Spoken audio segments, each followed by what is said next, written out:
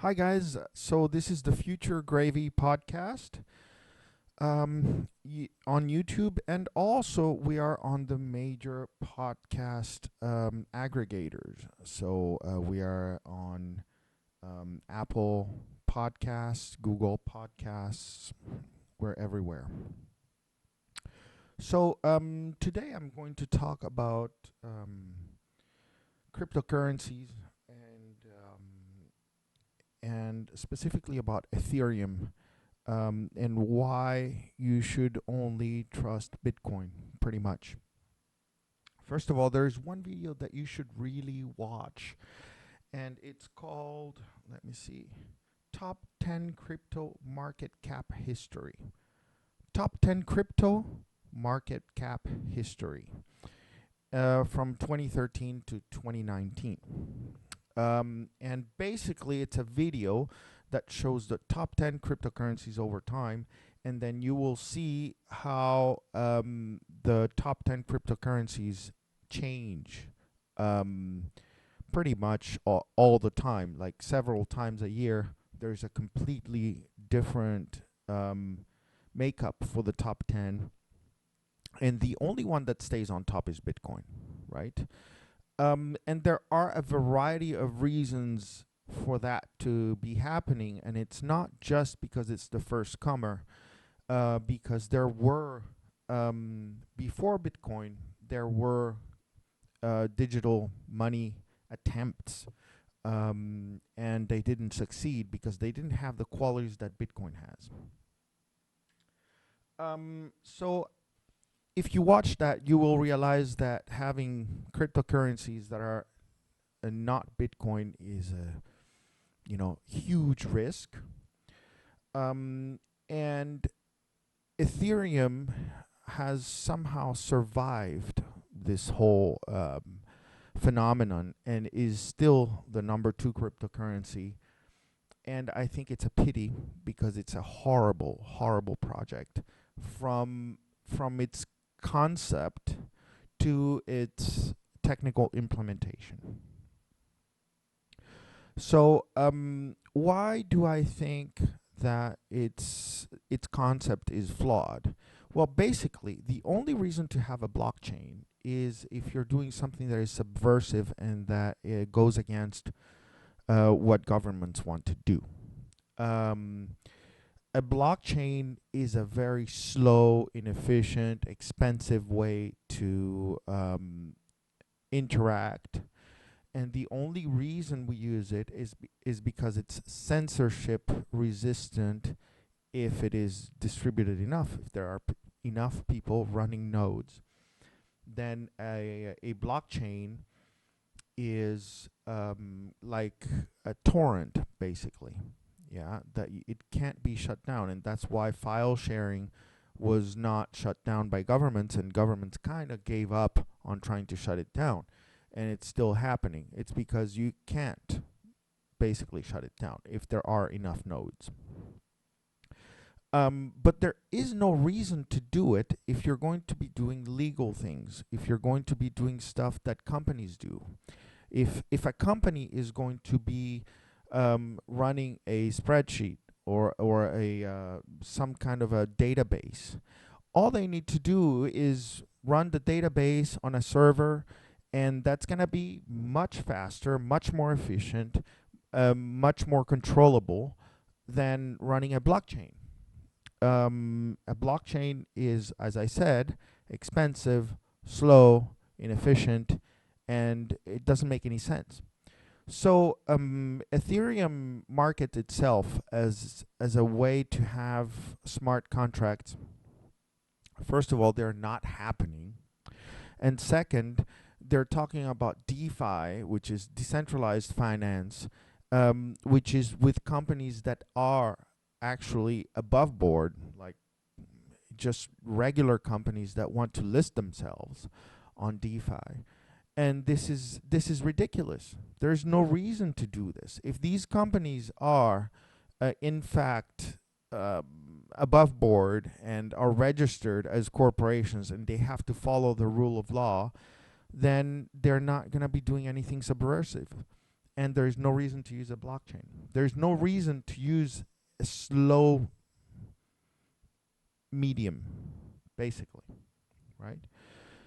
So people like Raoul Pal are promoting Ethereum. And Raul says, well, I'm not philosophical. I just want to make money. I don't care about the philosophy. I understand it, but I'm just here for the money.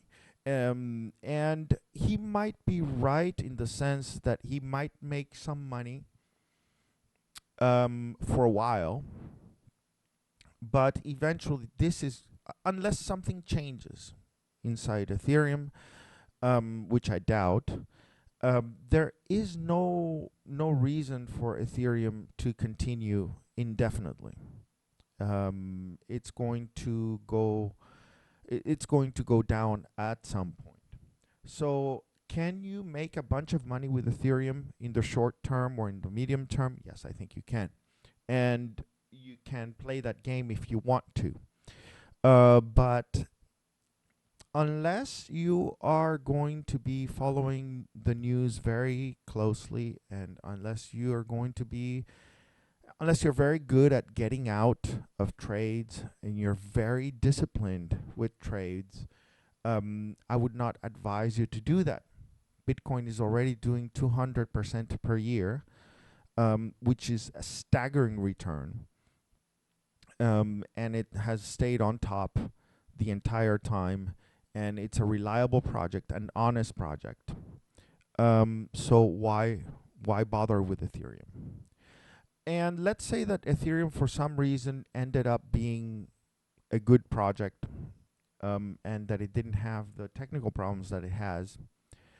It still is not decentralized. Like even Vitalik Buterin, the main developer of Ethereum and the creator of Ethereum, when talking to Block Cipher, he told him, "Oh, are you one of those people running one of those big scary nodes?"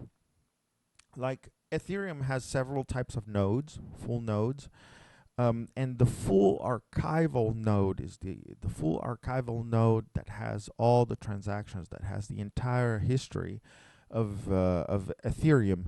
It's like a 4 terabyte node, and it's really hard to sync.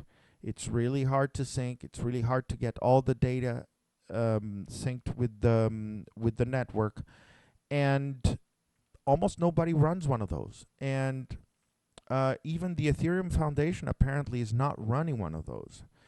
So there might be just only one person or a few people in the world, maybe 2 or 3. I've heard on Twitter, I think it was Jameson Lopp saying that there might be 3.